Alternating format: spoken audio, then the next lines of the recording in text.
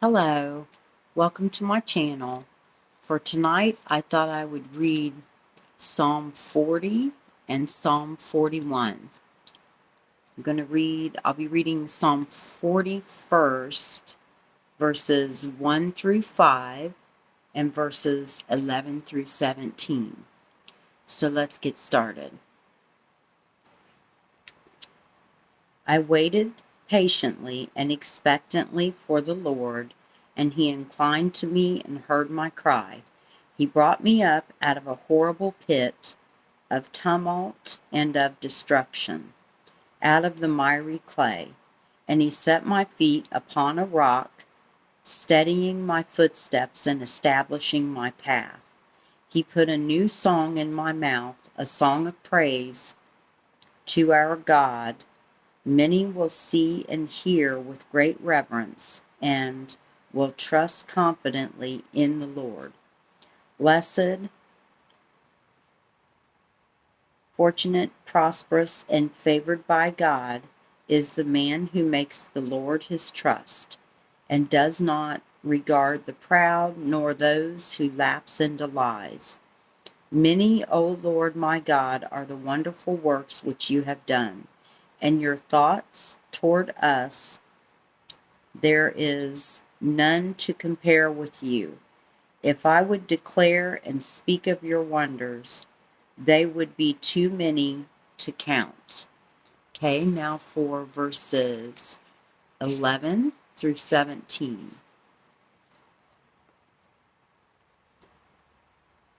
Do not withhold your compassion and tender mercy from me, O Lord.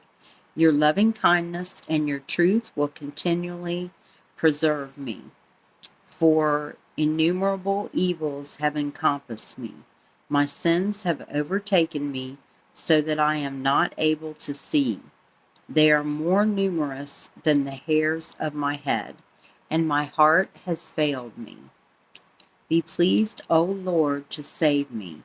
O Lord, make haste to help me. Let those be ashamed and humiliated together who seek my life to destroy it. Let those be turned back in defeat and dishonored who delight in my hurt. Let those be appalled and desolate because of their shame, who say to me, Aha, aha, rejoicing in my misfortune. Let all who seek you rejoice and be glad in you. Let those who love your salvation say continually, The Lord be magnified. Even though I am afflicted and needy, still the Lord takes thought and is mindful of me. You are my help and my rescuer. Oh my God, do not delay. Okay, now the next psalm that I'm going to be reading is Psalm 40, verses 1 through 13. Blessed by God's grace and compassion is he who considers the helpless. The Lord will save him in the day of trouble. The Lord will protect him and keep him alive, and he will be called blessed in the land. You do not hand him over to the desire of his enemies. The Lord will sustain and strengthen him on his sick bed. In his illness, you will restore him to health. As for me, I said, O Lord, be gracious to me. Heal my soul, for I have sinned against you. My enemies speak evil of me, saying, When will he die and his name perish?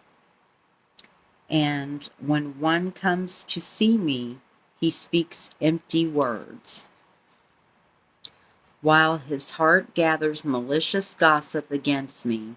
When he goes away, he tells it everywhere. All who hate me whisper together about me.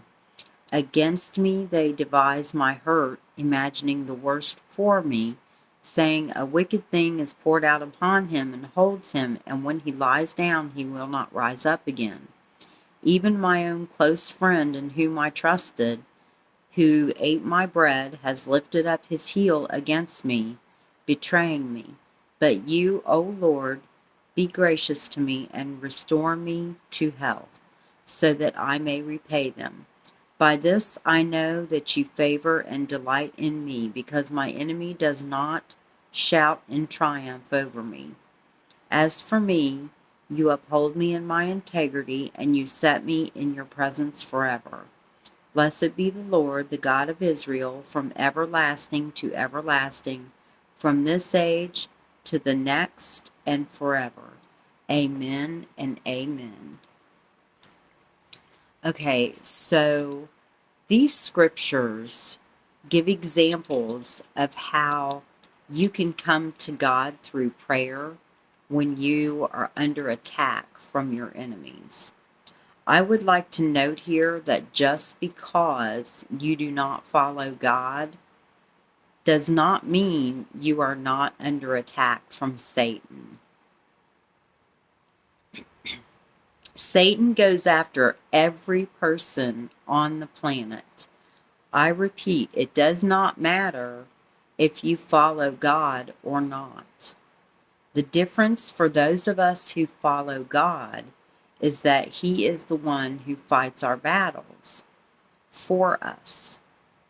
Those who do not believe are on their own. In the kingdom, we may use the terminology sowing seeds. Whether you are a believer or not, you are constantly sowing seeds. Believers sow into God's kingdom. Those who do not believe refer to this as karma. I don't care who you are, you reap what you sow. And also, I should note that non-believers, or those who do not follow God, they sow seeds as well. They sow seeds into the kingdom of darkness. So just because you're not a follower of Jesus, don't think that you're exempt from reaping what you sow. You're still going to be under attack from Satan as well.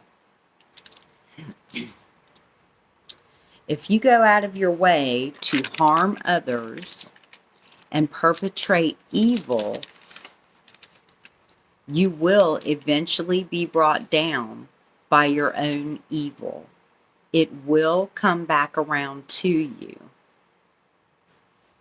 If you are kind and do no wrong to those who wrong you, and you pray for them, you show them mercy, God will bless you in some amazing ways. So just remember, you reap what you sow. Whether or not you are a follower of Jesus, it simply does not matter.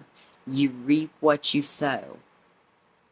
And if you're not sowing into the kingdom of heaven, you're sowing into the kingdom of darkness, into Satan's kingdom. So you might want to keep that in mind. So this has just been a little something that I figured I'd get on and give you all something to think about. So I guess I can go ahead and leave you with that word. Everyone have a blessed night. Good night.